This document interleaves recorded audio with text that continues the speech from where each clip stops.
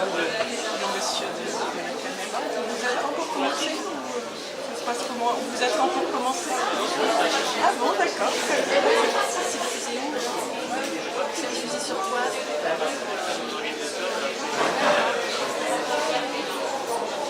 Bonjour. Bonjour. Je suis avec la jeune romancière Laure Manel, alors dont le succès est aussi frais et inattendu, je dirais, que les histoires mêmes que vous racontez, puisque en fait vous vous êtes fait d'abord connaître en étant auto-édité. Tout à fait. Vous avez un parcours très remarquable. Et puis il y a eu ce roman chez Michel Lafon, La délicatesse du homard, au très joli titre, qui a connu un accueil formidable. On voit là déjà plus de 100 000 lecteurs, c'est quand même aussi très, très impressionnant.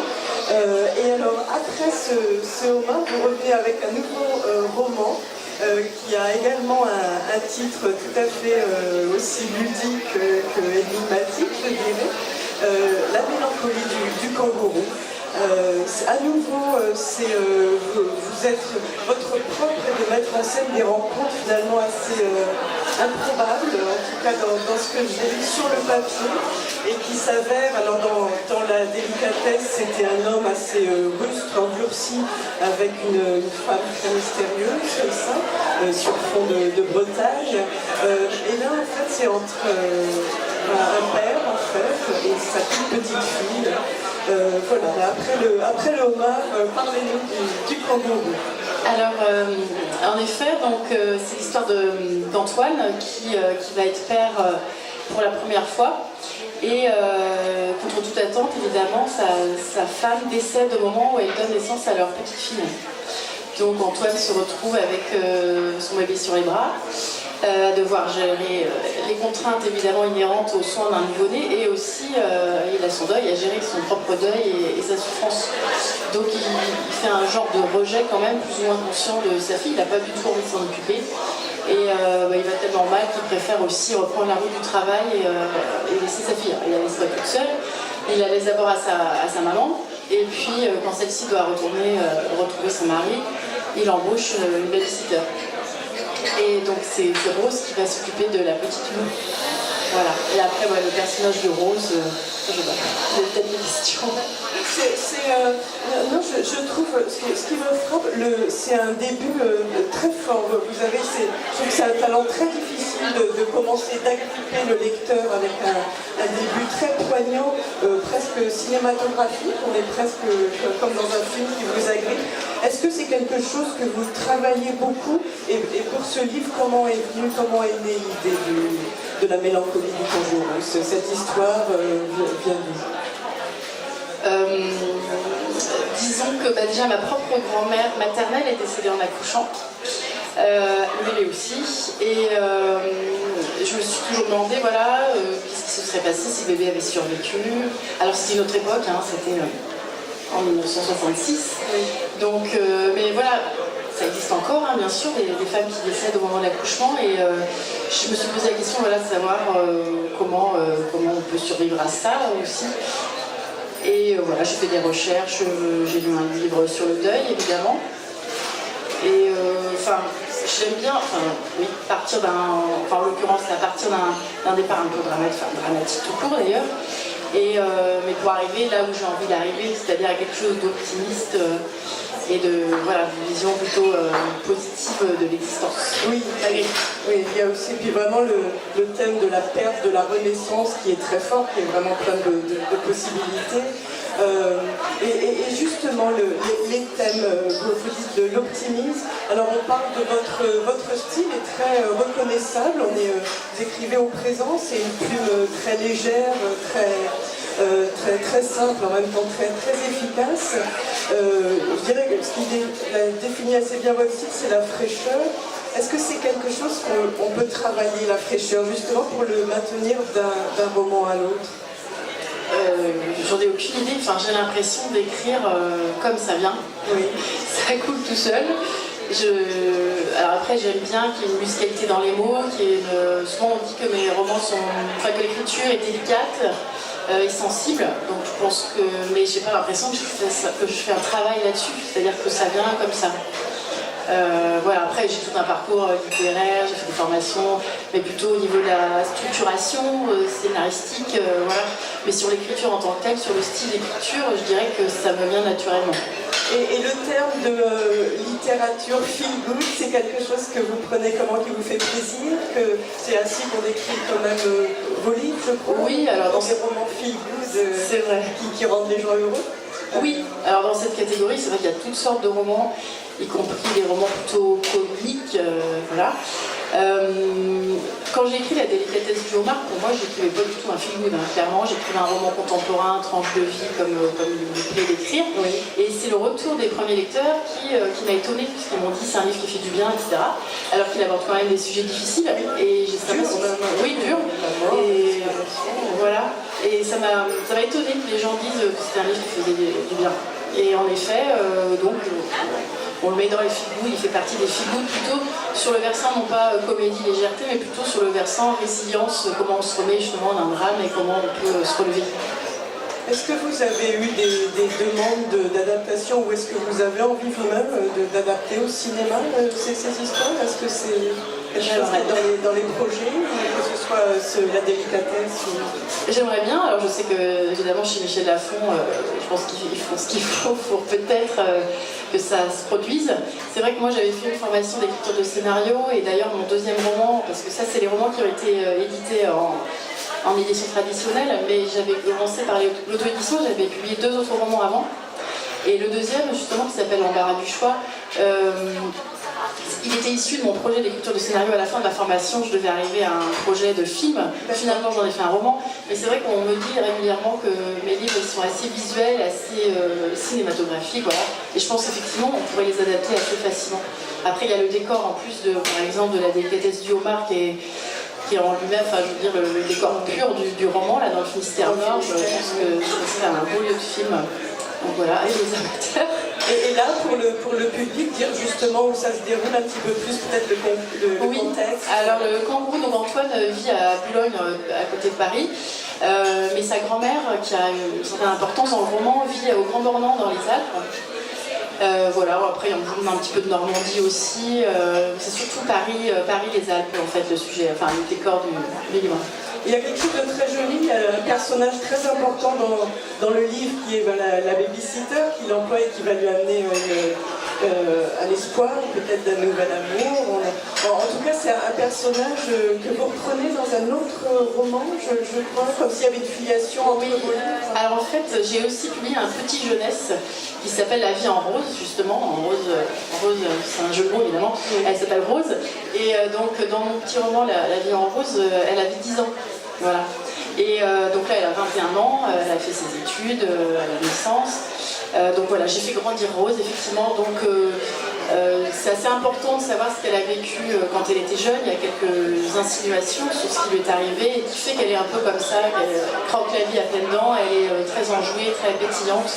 Et voilà. Après, il n'y a pas besoin d'avoir lu le petit livre jeunesse pour lire La mélancolie du kangourou, évidemment. Je pense qu'il y a des gens qui auront peut-être par contre envie de lire après pour voir. Voilà. Est-ce que, j'aimerais bien revenir un petit peu parce que c'est quand même très encourageant le processus de l'auto-édition qui amène à ce succès chez Michel Lafon, une grosse maison. Donc déjà, comment est né au tout début le désir d'écrire et puis alors l'auto-édition, la démarche concrètement, comment ça se passe? Comment ça s'est passé pour vous? Alors moi je voulais écrire déjà quand j'étais petite, hein, c'est vraiment quelque chose qui m'animait. Je m'ai écrit pendant des années et des années et des années et ça s'est revenu à moi en 2010. J'ai rencontré quelqu'un qui m'a dit mais tu devrais écrire. Je lui ai expliqué, j'ai dit avant j'écrivais quand j'étais petite et ça m'a remis un petit peu le pied à l'étrier. Donc j'ai d'abord participé à des ateliers d'écriture, j'ai fait une formation d'écriture de scénario, j'ai fait une formation d'écrivain public, je suis devenue écrivain public pendant quelques années. Et donc à force de voir quand j'étais écrivain public des manuscrits passer, parce que je corrigeais des manuscrits par exemple, je me suis dit qu'en fait moi j'ai aussi envie d'écrire de la fiction, enfin d'écrire pour moi plutôt qu'écrire pour les autres. Et j'avais entamé mon premier roman, Histoire d'A, qui est là d'ailleurs, quelques années plus tôt, et je me suis dit allez là je le reprends, je le finis. Donc ça c'était l'été 2014. Donc c'est ce roman que j'ai déposé en auto-édition, en numérique, en juin 2015. Donc il n'a pas été repéré celui-ci. J'ai eu des débuts très tranquilles et très timides. En plus, voilà, j'en ai pas trop parlé, c'était pas du tout... voilà. Et puis il y a eu ce deuxième, l'embarras du choix, quelques mois plus tard, qui m'a apporté des lecteurs. Et voilà, et puis quand le troisième est arrivé, alors avec une couverture différente de celle-ci, il s'est passé quelque chose d'incroyable. Il est monté dans le classement et dans le top des ventes. Il a été 50 jours numéro 1 sur une plateforme de vente très connue. Et à partir de là, évidemment, voilà. Donc j'en reviens toujours pas. Oui, c'est extraordinaire. Et le retour, et ça veut dire que vous avez un rapport particulier avec vos lecteurs. Comment ça se passe Oui, en effet. Alors évidemment, notamment dans les débuts, je regardais tous les commentaires aussi qui étaient déposés sur mon livre. Il y a eu des articles de blog, etc. Après, il y a des gens qui me contactent sur les réseaux sociaux, sur Facebook, sur Instagram, qui m'envoient des mails aussi, parce qu'il y a une adresse mail où ils peuvent me contacter, parce que j'ai aussi un site internet. Donc j'ai des retours. Et ce qui est intéressant, c'est de voir, par exemple, pour la délicatesse du homard, à quel point ce livre, j'allais dire, est grand public, parce que j'ai des retours de personnes qui l'apprécient, j'allais dire, de 20 ans à 90 ans, hommes et femmes. De toutes conditions. Enfin, c'est drôle parce que vraiment c'est un roman qui plaît énormément à des gens très différents. Vous l'avez écrit en combien de temps pour avoir une idée? Et si vous avez, c'est toujours ce qu'on demande aux écrivains, mais les rituels, les habitudes, le rythme d'écriture et peut-être ce qui est le plus, ce que vous aimez le plus dans l'écriture et ce qui est le plus difficile. Alors la délicatesse du homard, j'allais dire, ça m'est tombé dessus. J'étais en train de me promener sur la plage des Trois Montons, là, dans le Finistère Nord, justement, parce que j'ai une baraque qui habite à côté. Et j'avais déjà plus ou moins des petits éléments de cette histoire, d'une femme qui échouerait là, avec un passé assez difficile. Et là, quand j'ai vu cette plage, je me suis dit, bon, bah, il est là, c'est le décor de mon livre, c'est sûr, de mon futur livre. J'étais en train de finir le précédent, donc je me suis pas mise à l'écrire tout de suite. Et après, j'ai commencé à travailler un petit peu sur les annexes, en effet, parce que je fais tout un travail de structuration en amont sur l'histoire, sur les personnages, voilà. Donc après j'ai écrit le début, j'ai fait des pauses parce que voilà, je travaille encore à côté. Enfin, donc je peux pas vous dire en combien de temps je l'écris. Par contre, ce qui est certain, c'est que j'écris soit pas du tout, soit en phase très intense pendant les vacances. Et là, je suis capable d'écrire pendant des heures et écrire des milliers de mots dans la journée. Donc en fait, ça va, quand j'écris vraiment, ça va plutôt vite. Parce que je vous disais tout à l'heure, ça coule tout seul. Mais parce que je sais où je vais, parce que tout est prêt à l'avance et que j'ai pas l'angoisse de la page blanche, je sais ce que je vais écrire après. Après, des fois, les personnages font des choses qui m'échappent un peu et qui m'étonnent, donc mais je retombe sur le pied. Et pour répondre à votre question aussi, ce que je préfère là-dedans, c'est vraiment le moment de l'écriture. C'est le moment où enfin, moi j'ai l'impression de voir l'histoire comme un film et ça coule dans mes doigts. Et en même temps, j'essaye de rechercher une musicalité, des jolis mots, quelques figures de style aussi par moment pour enrichir l'écriture et pour... voilà, enfin, c'est ça que j'aime vraiment. Vous vous amusez en écrivant. Ah oui. Et par rapport à un mot sur les titres, là on a deux titres qui parlent, et c'est vrai, ça peut être clé pour acheter un roman, de lire. Alors les clés du titre sont dans les romans, mais vous pouvez en parler un petit peu. Pourquoi ce titre et celui-ci Oui, je peux en parler. Le homard, c'est tout simplement mon personnage masculin, François. Qui est assez pinçant, mais finalement, quand on cherche bien, il y a beaucoup de délicatesse à l'intérieur. Et le kangourou, c'est aussi mon personnage masculin, c'est Antoine qui se retrouve avec son bébé, mais quelque part, comme un kangourou mâle, il n'a pas de poche pour s'en occuper, donc il est complètement démuni, c'était l'idée. Voilà. Il y a aussi quelque chose sur les couvertures, souvent vous avez un personnage, une femme de dos, pourquoi ce choix? Je sais pas, après ma maison d'édition elle m'a proposé différentes couvertures, on s'est retrouvés là-dessus. C'est vrai que la couverture de la délicatesse du homard, que d'ailleurs le livre de poche a choisi de reprendre, ils auraient pu changer, ils ont choisi de reprendre la même que la première, ils ont juste changé la police d'écriture. Je pense qu'ils l'ont trouvé efficace. Bon, il y a la mer, ça se passe devant la mer, il y a une femme, voilà. Enfin, et puis pour celle-ci, je pense qu'ils ont voulu faire un lien, tout comme il y a un lien avec le titre en fait, tout simplement. Et aujourd'hui, quel est votre rapport avec l'édition? Et est-ce qu'il n'y a pas presque, c'est évidemment enviable pour tous les écrivains d'être édités chez eux. Mais est-ce qu'en même temps, on ne perd pas une petite part de liberté qu'on avait dans l'auto-édition? Comment on fait Alors on perd forcément une part de liberté parce que dans l'auto-édition, on peut publier par exemple au rythme qu'on veut. Si on veut écrire un livre tous les 3 mois, on peut. Hein. Là, le rythme de l'édition traditionnelle, c'est en gros un roman par an au plus. Donc forcément, il y a ce... Voilà. Après, sur le contenu, c'est vrai que ce que j'ai proposé à Michel Lafon pour l'année prochaine, je n'ai pas forcément su qu'il l'accepterait parce qu'il est un petit peu différent de ces deux-là. Oui. Et en fait, ils ont validé, donc voilà. Donc finalement, je me sens quand même libre d'écrire ce que j'ai envie d'écrire. Et justement, alors maintenant que vous avez un peu trop dit, il nous a annoncé un petit peu le prochain ouvrage, s'il est différent justement en quoi? Oui, alors c'est vraiment le prochain ouvrage, parce que celui-là c'est déjà le prochain quelque part, il sort que je n'ai pas encore sorti. Alors le prochain, ce sera pour sans doute avril 2019, et donc c'est un roman choral avec pas mal de personnages, voilà. D'accord. Je ne peux pas en dire beaucoup plus. J'ai pas envie qu'on me pique mon titre. Quels sont vos auteurs fétiches et les gens qui vous ont... vous dites que c'est un désir de petite fille, mais quels sont vos romanciers? Par exemple, ce livre, on pense à une écrivain comme même Daphné du Maurier. Vous avez ce sens aussi un peu du romanesque, de l'aventure, tout en étant vraiment ancré dans quelque chose de très contemporain.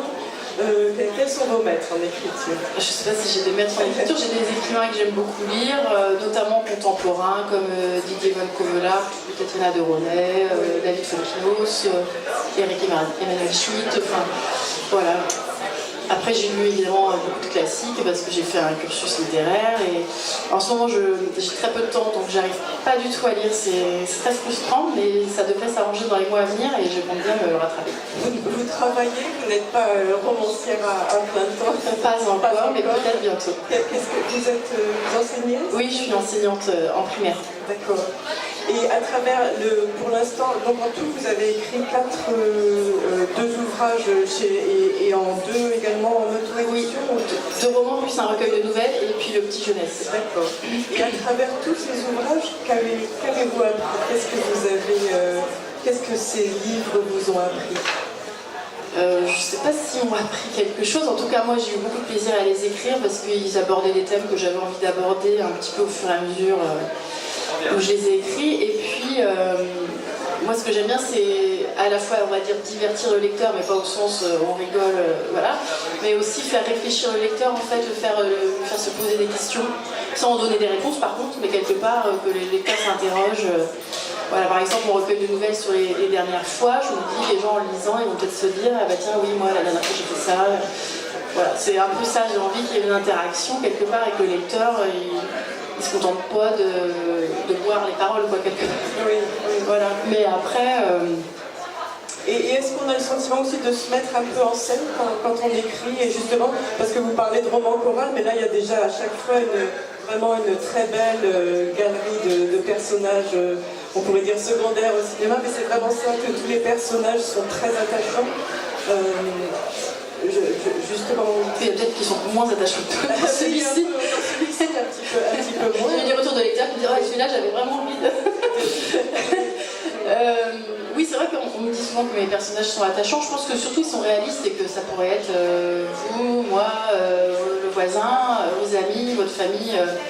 C'est des romans qui s'intègrent vraiment dans la vraie vie, quoi. Enfin, c'est des gens ordinaires à qui il arrive des choses pas extraordinaires, mais pas forcément très drôles, en effet.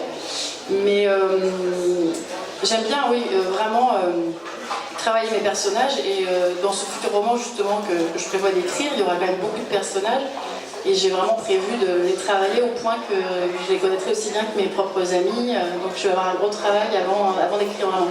Et c'était difficile pour revenir, pour terminer sur le personnage principal, le personnage d'Antoine, donc qui est père mais qui est veuf, et tout en lui écrit non pas qu'il est devenu père mais qu'il est veuf, pour justement avoir cet équilibre, d'en faire quelqu'un quand même qui reste humain alors qu'en fait il se réfugie dans le travail et la dépression. Est-ce que c'était très difficile d'arriver à... C'est assez subtil l'équilibre de ce personnage au début?